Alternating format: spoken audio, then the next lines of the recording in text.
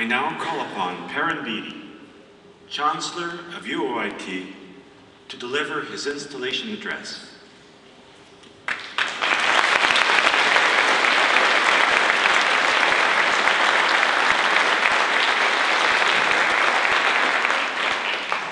Mr. Chairman of the Board of Governors, Mr. President, faculty, members of the Board of Governors, distinguished guests, ladies and gentlemen, let me first of all say how tremendously honored I am to be able to be here with you today and to accept this new responsibility. For a minute there, I wasn't sure that was going to happen. But as an example of the teamwork you find in the faculty at UOIT, we were able to make it work. Thank you so much for the honor that you've bestowed on me today in inviting me to serve as UOIT's second chancellor, and for your kindness in being here in such numbers to lend your support. I'm particularly pleased to see so many familiar faces of family, friends, and colleagues whom I've known through different stages of my life. The ones who've known me longest, like my family, the wonderful Peter Neary, who taught both me and our son Christopher, carry a certain look of disbelief about my association with the university world, given my own spotty record as a student. But I think the message is that no one is totally beyond redemption. I also appreciate the wise counsel that I've received as I take on my new responsibility. It came from a range of likely and unlikely sources, including my wife's online bridge partner, who lives in California and whose brother is a chancellor. Now here's the advice that I received from him. A, your first and most important problem is parking. B, carefully study where you plant any trees, because 20 years from now, the students won't ever let you chop any down. C, get on that parking problem. D, don't plant any trees where you might want a parking lot. CB. I can see now that the decisions that we'll be making about the university's future will require very deep thought on my part. Let me start by thanking Lynn MacLeod for helping lay such a solid foundation during the university's formative years. She was exceptionally gracious in sharing her thoughts with me at the time of my appointment, and I was struck by how proud she was of the university and of its accomplishments over these first few years.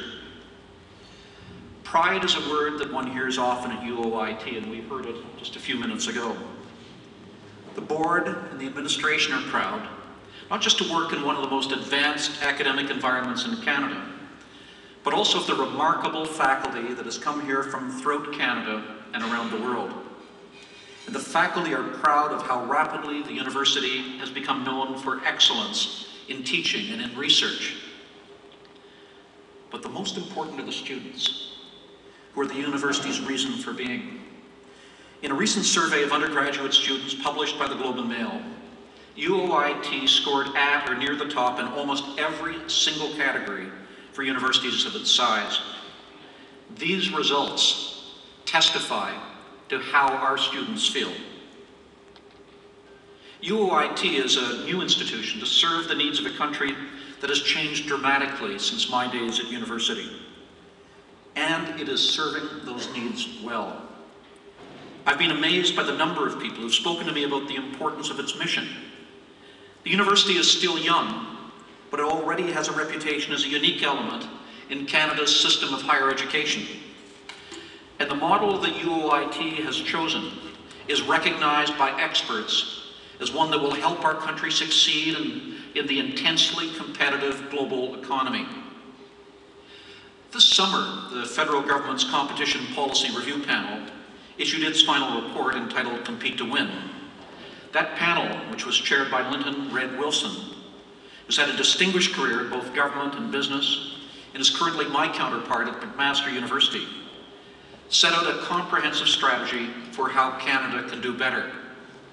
In the portion of its report that looked at education, the panel described 4 specific means for Canada to improve its performance and to bolster its competitiveness. The first was that Canadian governments must continue to invest in education and training. I'll return to that issue a bit later. The second recommendation is particularly relevant to UOIT, and here's the panel's finding. Our educational institutions must make choices in order to focus on achieving world-class expertise and pursuing excellence through greater specialization. To be competitive on the global scene, it's critical to aspire to be the best. Just as firms benefit from focus and economies of scale, so too can universities. Specialization and a continued drive to focus on excellence in chosen strategic areas is vitally important. Canada has some leading global institutions in specialized fields. We need more. The world's best students and professors can choose to go anywhere, and they typically choose the top universities in the world for their field of study.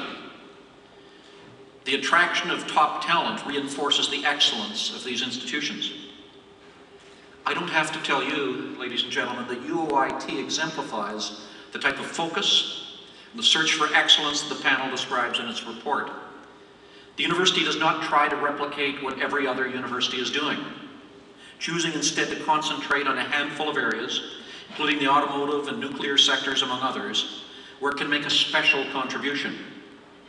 By building on that uniqueness, by deepening and enriching what it can offer in those disciplines and activities that it can offer more successfully than any other institution, UOIT can best make its mark. Now, this lesson is well known among successful businesses and even in government. No one organization has the ability to do everything well. Those that spread themselves too thinly sacrifice excellence as their focus becomes diluted. I have no doubt that in the academic world, as in business, there's always a temptation and often a very compelling argument to constantly spread into new areas. And institutions that stop evolving and growing soon ossify and die. But the university's new strategic plan is correct when it describes its #1 strategic priority as to grow strategically. Growth is essential, but it must be growth that enhances the university's uniqueness and does not start to make it look like everyone else. The competition panel's third recommendation is equally relevant to the University of Ontario Institute of Technology. Here's what the panel says about the connection between our universities and the Canadian business community.